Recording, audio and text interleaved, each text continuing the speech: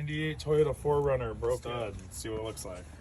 Sometimes these have a ridge in these, you guys. You just have to like, I don't know. You can see this wiggles around a little bit, but if you hold a little bit of applied pressure toward you and tap it, you'll see the thing kind of advance. You can tell the sound's different.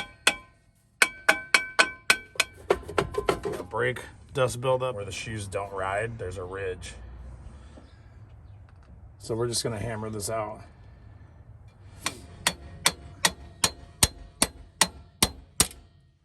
And you'll see these little grooves. It's got these splines. They're gonna go in here and you can see them in this hole.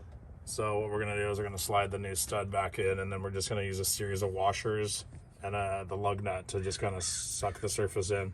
But basically that's about it. All right, so basically what we've got is this washer setup, and we're simply just gonna slide this in the back and just get ready to tighten a lug nut on it. And these are looser. It's almost just gonna be like a press. As the nut turns down, this will advance forward as we're tightening it. They'll spin this thing around a little bit until it kind of gets caught in some of those grooves. A little bit of a gap. And so that's what we're gonna seat onto this. So take a few of your washers. Hopefully it doesn't spin it, but it should start sucking that through as it's getting tighter. That's getting pretty tight. Yeah, definitely don't see any daylight in there.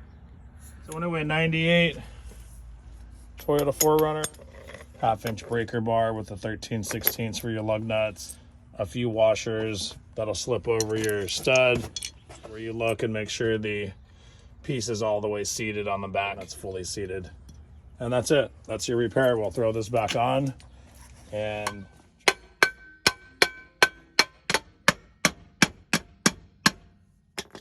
tightening these down. These are aluminum rims, and they always do recommend you bolt these down and drive them a little while and recheck the torque. It's always a good idea.